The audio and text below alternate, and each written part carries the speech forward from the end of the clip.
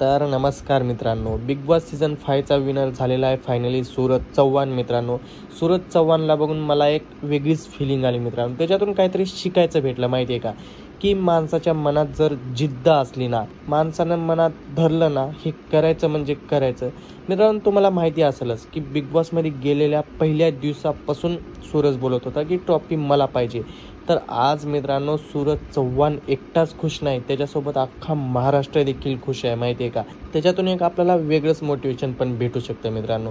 ज्या मुलाला काहीच कळत नव्हतं, ज्या मुलाला किती जणांना तरी धोका दिला होता, ज्या मुलाला काहीच कळत नाही, म्हणजे समजत नाही सोशल मीडियाचं, तो मुलगा आज अख्ख्या महाराष्ट्राच्या मनावर राज्य करतोय. मित्रांनो, माणसाच्या मनात जर जिद्द असली ना, तर तो काहीही करू शकतो. हे आज सूरज चव्हाणला बघून मला समजलेलं आहे. आणि डोळ्यासमोरचं उदाहरण आहे मित्रांनो. कुठलंच असं नाही की 10 वर्षाखाली, 50 वर्षाखाली या 1,00,000 वर्षाखाली झालेली गोष्ट नाही आहे.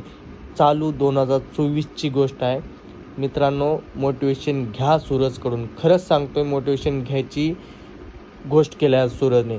मित्रांनो, ज्या व्यक्तीला एवढे जण धोका देतात ना, तो व्यक्ती आज विनर झालेला आहे बिग बॉस मराठी सीझन 5चा. मित्रांनो, त्या जागी आपण असतो ना, तर हार मानली असते यार. कोणी पण असं तर हार मानली असते. मला एवढे जण धोका देतात, मला काहीच कळत नाही आहे, मी सोशल मीडिया नाही चालवत, मला एवढे जण ट्रोल करत आहेत, मी आता सोशल मीडिया चालवणं बंद करणार आहे, असं बोलले असते.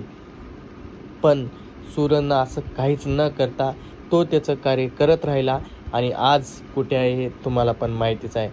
मित्रांनो, एक कहावत आहे, माहिती आहे का, तुम्ही ना माणसाच्या हातातलं खेचून घेऊ शकता, पण माणसाच्या नशिबातलं कोणच खेचून नाही घेऊ शकत.